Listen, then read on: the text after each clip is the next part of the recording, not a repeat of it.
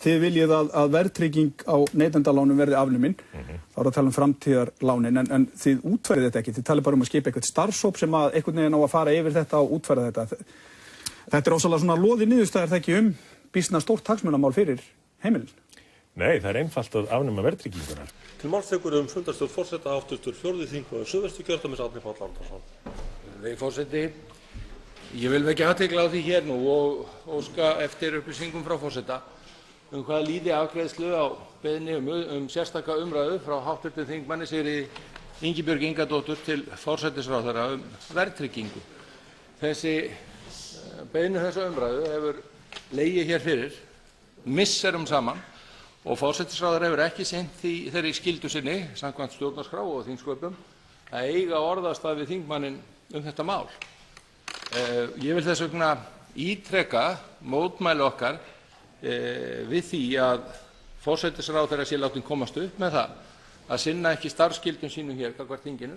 Það setur mjög slæmt fordæmi og teflir í tvísýnu eftirlitshlutverki þingsins með framkvæmdarvaldinu ef forsætisráðherra á að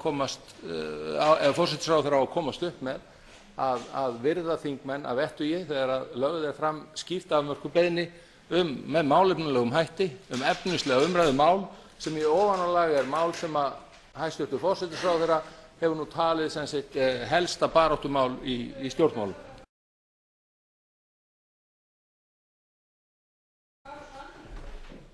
Forseti, ég vil taka undir með þeim þingmönnum sem hafa tjáð sig hér þetta mál og mér finnst mjög sorglegt að hæstv. forsætisráðherra hlaupi úr þingsalnum þegar verið að fjalla mál sem snýr að því að hæstv. forsætisráðherra neitar að koma í þingið til þess að fjalla stóra kosningaloforðið, afnám verðtryggingar. Og það gengur ekki að framkvæmdarvaldið komast upp með það að hunsa þingið og sýna því slíka lítilsvirðingu.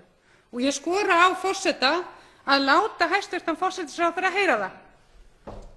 Hæstv. forseti, eins og fram hefur komið, þá mislíkar okkur þingmönnum hér í minnihlutanum mjög að hæstv. forsætisráðherra sé látin komast upp með það að hunsa beiðni þingmanns sérstaka umræðu.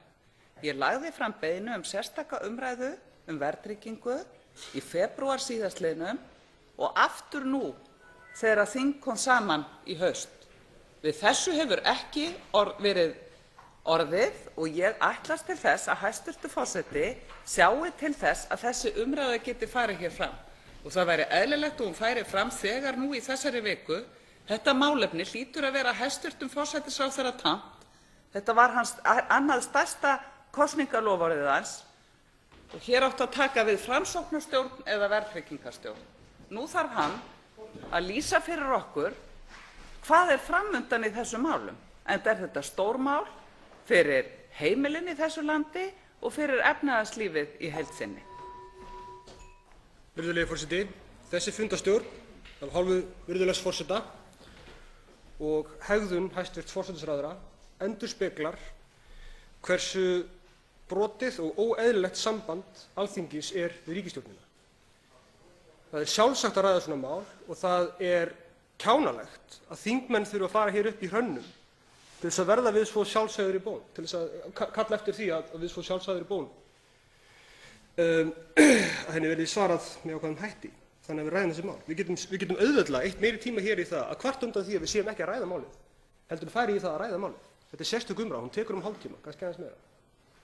Og virðulegi forseti, ég vona að hv. þingmenn og hæstv. ríkisstjórn taki þennan ágreining alvarlega, ekki bara í ljósi umræðunnar verðtryggingu, heldur í ljósi sambands Alþingis við ríkisstjórnina. Hvaða mál þarf að afgreiða fyrir þá kosningar? Verðtryggingin hefur verið ofarlega á baugi líka. Verðtryggingin, þarf að ljúka því máli? Förum bara aðeins yfir þetta í grófum dráttum. Af öðru má nefna svo ég bara hlaupi nú yfir þetta. Augljóslega verðtrygginguna. Það er síðasta stóra kerfisbreytingin